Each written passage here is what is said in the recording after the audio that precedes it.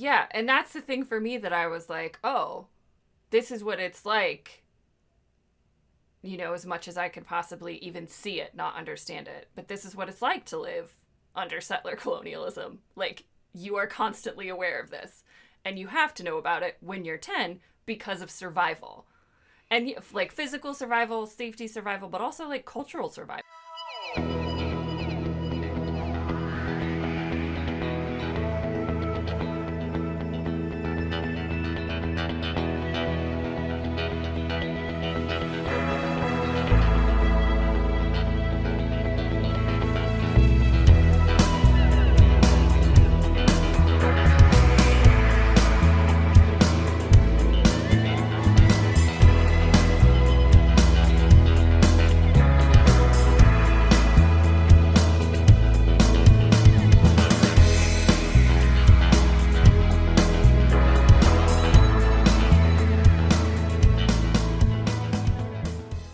Hey everybody, we're the Good Doctors of Abbey Research. I'm Dr. Erin. I am Dr. Kristen. And you are very welcome to our tiny little corner of the internet where we are continuing our series, Colonizer's World Tour. In the month of October 2022, we are looking at Indigenous folks from several places, namely this week, Aboriginal and Torres Strait Islander peoples from what is now the land of Australia. And then we'll be moving to Aboriginal Canadian people, Alaska Native people, and then Kanaka Maoli or Native Hawaiian peoples. Just because, you know what? It's very complicated to have colonization conversations about Indigenous peoples. But we like complicated conversations here if you haven't met us before. So we wanted to try and have them as best we could. Yesterday, on the YouTube or previously in the playlist, we had a 101 video on Aboriginal and Torres Strait Islander people, and I will reiterate the announcement that we made at the beginning of that. We are very, very fresh into any sort of understanding of Aboriginal and Torres Strait Islander peoples and the myriad of glorious cultural diversity that exists within that giant umbrella of humanity. And we always intend, that's why our videos are called 101s, because we always intend for them to be the start of a conversation. We are going to pronounce things incorrectly. We are probably going to get things wrong, and we know that.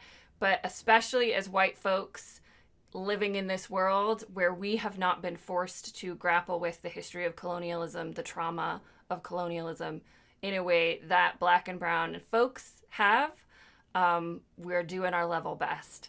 So that announcement out of the way, today we are talking about the piece of art that we have chosen for this stop on the Colonizer's World Tour. We try and find art produced by the people group or the category of humans that we're studying.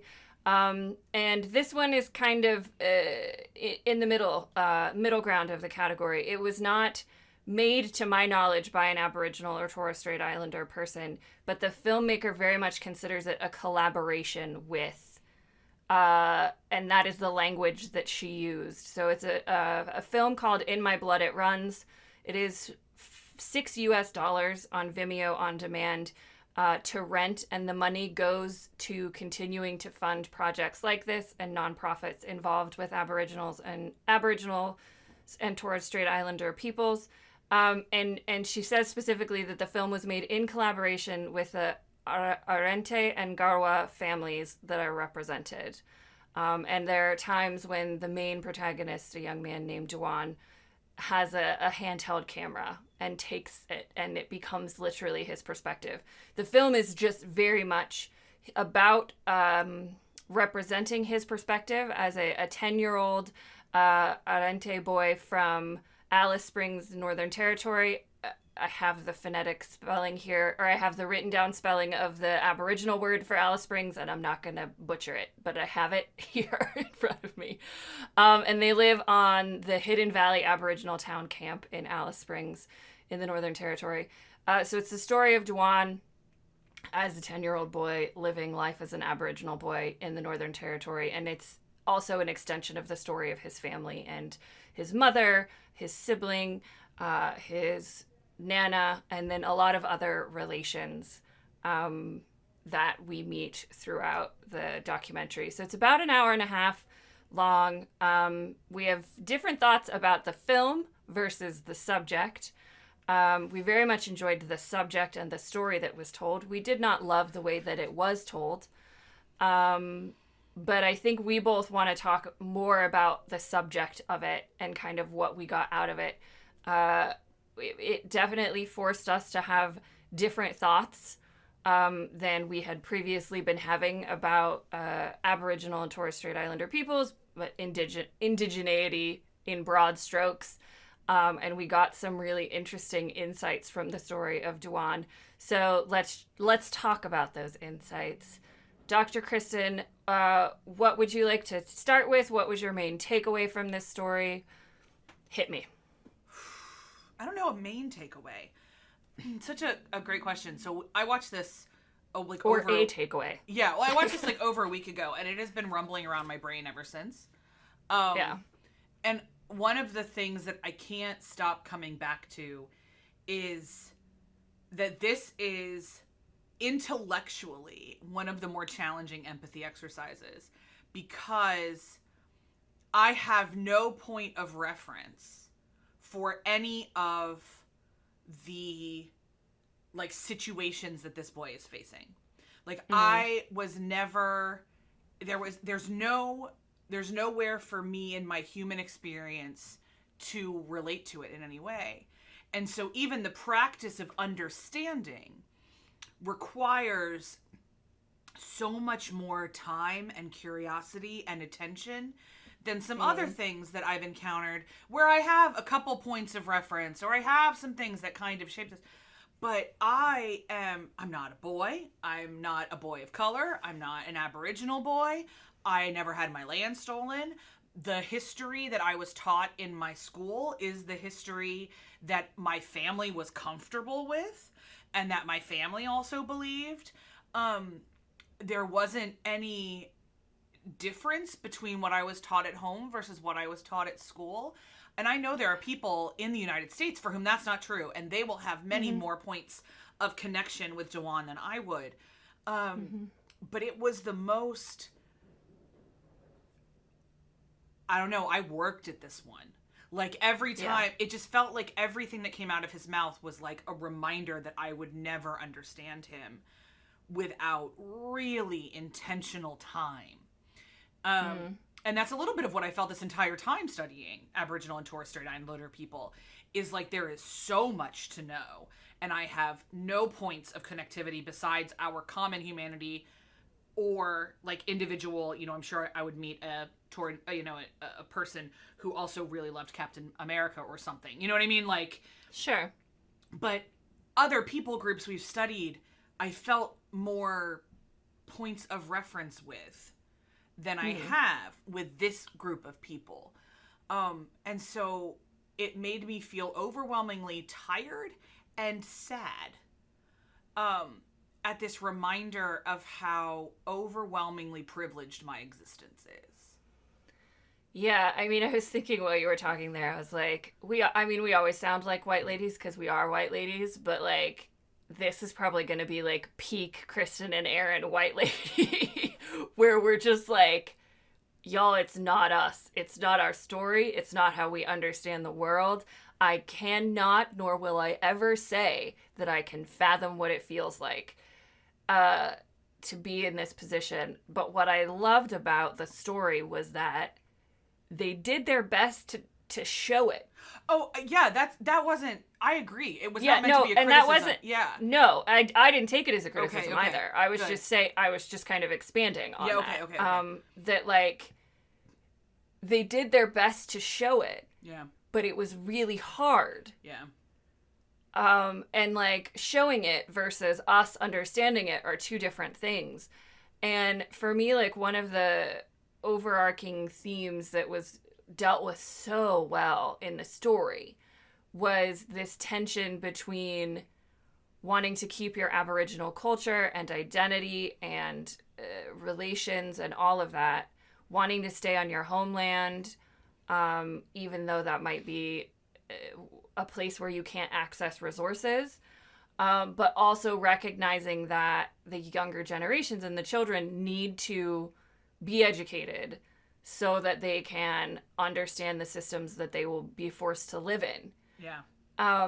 And so we got a lot of that from the elders in this documentary, this kind of tension of being called to your homeland and wanting to go back to your homeland and just wanting to live on your homeland, but like the homeland is out bush and doesn't have access to the resources, and you know the reality facing your children and your grandchildren of trying to exist in a society that's literally been like constructed against them. Yeah. But yeah, for me that tension was so beautifully drawn, and like through the elders and through Dujuan. Like Dujuan exists, I think, in an Aboriginal space, like as a human. Yeah. I don't know that he wants to exist at all in a white space, or he really struggles to do it, as we see. And like a couple parts just like absolutely broke my heart. He struggles in school the whole documentary. The conversation with his sister about, are you sad that your nephew or his aunt or whoever like was silly at school? Like, oh my gosh. Yeah. Like my heart with a melon baller. Like, and when he's like reading his report and he starts crying because he thinks something is wrong with him, and I was like, oh my god, no. Like the level of empathy that I have for the human person of Dujuan. You know, as you said, like who he is culturally is inaccessible to us because we're just not those things. But like the humanness of him was like so deeply accessible, and empathetic, like portrayal of it. But yeah, the conversations that the family had about, especially how he was doing in school, and kind of this a subtext or a context of this story is the obscene rate of over incarceration of Aboriginal young boys, especially in the Northern Territory. This film was, I think, 3-4 years ago. It's hard to tell. It was like uploaded onto Vimeo a couple years ago, but I think it might be like a 2017, 2018 film. But they, at the end, they put up a chyron that like at the time of filming in the Northern Territory, 100% of children in juvenile detention were Aboriginal. I was like, we don't have that statistic that's 100% black. I don't think, anyway. I could be wrong. I'm sure there might be counties. I would imagine but like, that there are counties, or there are, there's from definitely... like time to, but... It just feels... I think one of the reasons it is so arresting to you and I, is that some of this is so new. And like we knew abstractly that things were bad for Aboriginal and Torres Strait Islander people. Like we knew, like, because we could extrapolate out. But being smacked in the face with it constantly for the last couple of weeks, I think we're just like, oh my gosh. Like, I just finished Beth Macy's Raising Lazarus, and she was talking about Surrey County, West Virginia, and it's like 100% of those people are 100% of the people in their county jail are on opiates. So I think there's probably like in county jails 100% like are black, or 100. I think, but in the Northern Territories, like I've never heard about it in like the entire state of. It's because they are states in well, that's a territory technically. I know Barb's at Geography Now would be correcting me. There's a difference between a state and a territory. They do have states in Australia and then territories. So it is the Northern Territory, and I don't know the population of the Northern Territory, but I do know that like it is 1,200 kilometers between Alice Springs, where Dujuan was living with his mother and grandmother, and then when he went to live with his father at the end, it's on the Spring Creek homeland. It's 1,200 kilometers. So it's a very big chunk of land. I don't know the population distribution, but that's by the by. The point is, there is an obscene over-incarceration of young Aboriginal men, especially. This comes out in the conversations where his auntie and his mom are telling him, like, You have to stay in if school. you keep doing this, if you don't stay in school, I mean, Dujuan was also engaging in what we would say in Northern Ireland, antisocial behavior, running around at night with different groups, like damaging cars, all that kind of stuff. They said, you're either going to end up in jail or in a coffin. Yeah, the explaining what a coffin is to a 10-year-old was... It's like conversations I never had to have in my life. Yeah, and I think like... And I think what got me... Sorry, go ahead. No, go ahead. No, go. What I was going to say is I wanted to... Because we haven't unpacked some of the beginning of that conversation, which is what... So he's in school, and he has to stay in school. And he comes home from school, and he was written off for being, like, he calls it being silly. Being silly. And he was a little bit north of traditional 10-year-old being antsy behavior that we saw on camera. I got the feeling a little bit that we were missing something from from his behavior at school, which is entirely possible. But what I saw was his face as this woman, the teacher, read the creation of Australia and was talking about the Australian creation myth, which is appropriated from the Aboriginal creation myth, the physical land. And very much a non-Aboriginal girl asked a question about it, and the teacher was very dismissive. And Dujuan, we had already established at that point, was a deeply spiritual boy, was somebody who identified himself as a healer of his family. He was deeply connected to the spirituality of his nation and his tribe and his being. And this woman just dismissed it as nothing. And as like something she couldn't explain. She was like, oh, I don't understand it, so I can't explain it to you. And wasn't interested in explaining it. Yeah. And wasn't... Yeah. And at the same time, I'm like, but she's probably a really good teacher. And, like, she wasn't trained to set up like this. And, like, that 5 minutes of the movie broke me. Because how do we expect a 10-year-old to sit there and listen to what he knows is rude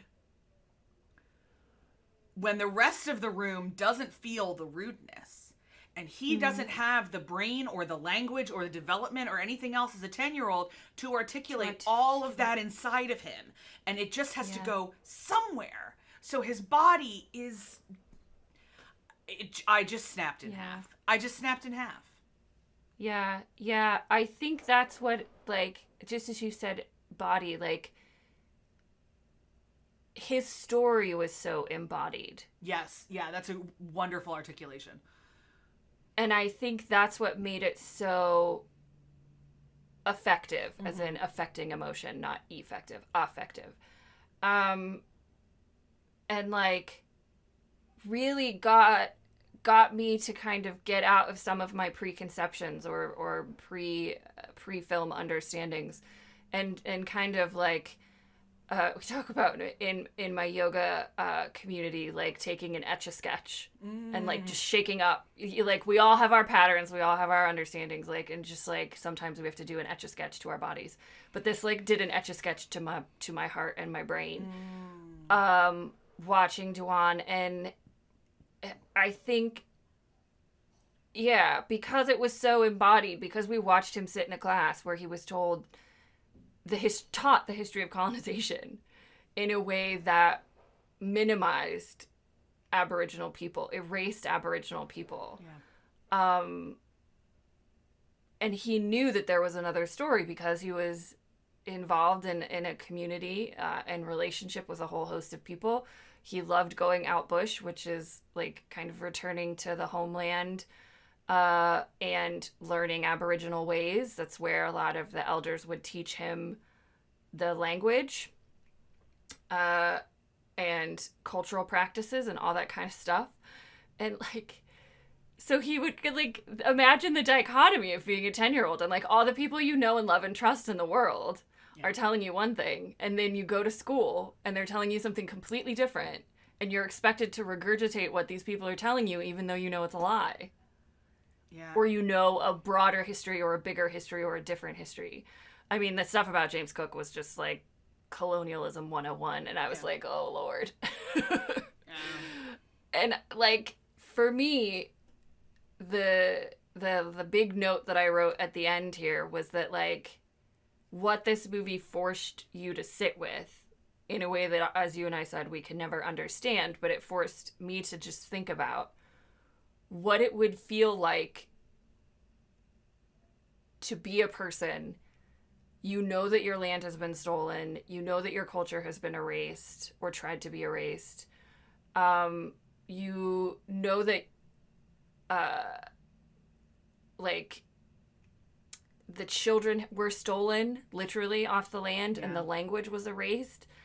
And, like, you know that, and you live that every day in a world that is a constant reminder of your colonization, of your cultural genocide. Yep. Literally everything about the system is a reminder to you of that. And, like, there's, like, a passing news clip in the documentary where they're talking about policing the camp that I'm scrolling, so the Hidden Valley camp, and how they were going to send in, there was this massive scandalous report about how Aboriginal boys were being treated in the Northern Territory's juvenile system. There, it was like a huge expose. There was video footage. It was a big old scandal. And they were showing, like, the video footage of it. And then the news report comes in and it's like, you know, Northern Territory's police have announced a new operation in the Hidden Valley Aboriginal town camp in which police officers will be, dressed in military, like, hyper-militarized patrols will start in order to curb the juvenile crime wave. And I was like, y'all, you don't even see it. But yeah, for me, that was, like, the big thing. You know, we can never understand that, but I'm glad that this film gave me even just the concept of what it might be like to live your life in that type of world, knowing all of those things and still being, as his aunties taught Dujuan, still being required to learn the ways of the colonizers' culture. And literally, so they said it, like, the 10-year-old boys said this. You know, we have to go to school and we have to learn their ways so that we can get our land back. Yeah, the conversation between him and his friend about... Friends? Like, I was just thinking, like, I know 10-year-old boys. Yeah, when I was 10. They are currently... The deepest their conversation gets currently is, like, the Eagles starting lineup. So it just... I mean, like, yeah, there are absolutely 10-year-olds in the United States, especially from oppressed and marginalized communities, that I'm sure have these in-depth conversations about systems. And I think it's because they have to. And they have to. It's survival. Like, in the same way that, like, survival. women have conversations all the time that men don't have. Like... Yeah. Yeah. Yeah, and that's the thing for me that I was like, oh, this is what it's like, you know, as much as I could possibly even see it, not understand it. But this is what it's like to live under settler colonialism. Like, you are constantly aware of this. And you have to know about it when you're 10 because of survival. And, like, physical survival, safety survival, but also, like, cultural survival. Emotional, spiritual survival. Yeah. Yeah. Overall, we'll be honest, the movie was slow. And if you're going to watch it, we would recommend actually taking breaks. Because watching it in one sitting, I think you get a little bit lulled in a way that they don't mean to. Yeah, I would take breaks. I would watch it in some chunks because it's very meditative in a way that literally made me want to take a nap, and not because I was bored of the content. The rhythm was a little bit too same for me. It didn't have a lot of texture. It didn't have story texture. Meditative is a good way to put it. Yeah. It made this the form that the film took made me sleepy, not the story. So definitely, please, if you're watching this, buy it, and watch it in pieces for sure, so that you can see Dujuan and see his world and get this incredible. We are privileged that the filmmaker got the access that she did, that the communities allowed her to have this access. It felt very voyeuristic at times, and I don't want to lose the privilege that we have with that, of being able to see this. But yeah, take some breaks. There's not enough things for your brain to hold on to for that long. Yeah. So that is a pause on our conversation about Aboriginal and Torres Strait Islander peoples, as we are now obsessed, and we will keep talking about it when we have chances to. But that is a wrap for our coverage for this week. And as we said, next week we will be looking at Aboriginal Canadian groups. And as of yet, I haven't started the research yet, so I can't even distinguish between them. But I know there's First Nations, Métis, and Inuit people groups. It's very broad and diverse. It's a big old tent, just like Aboriginal Australians. So we're looking forward to deep diving into that, especially now because we have our beloved Eleanor, Abbey Research team member who lives in Canada. So I know this is an opportunity for both of us to brush up on something. It's a lot easier for us to kind of look further afield for these kinds of stories. So I'm excited to dive into Canadian colonialism, and we will do that next week or next in the playlist. In the meantime, we would love for you to do all the YouTube-y things, especially if you enjoyed this conversation.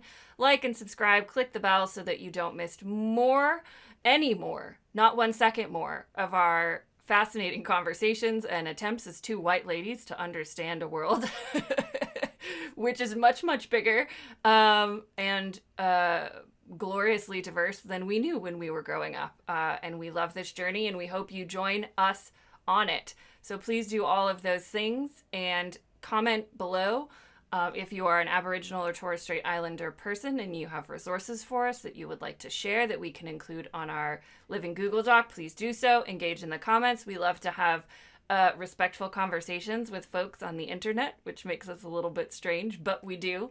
So engage with us however you see fit, and we hope to hear from you, and we'll see you next time.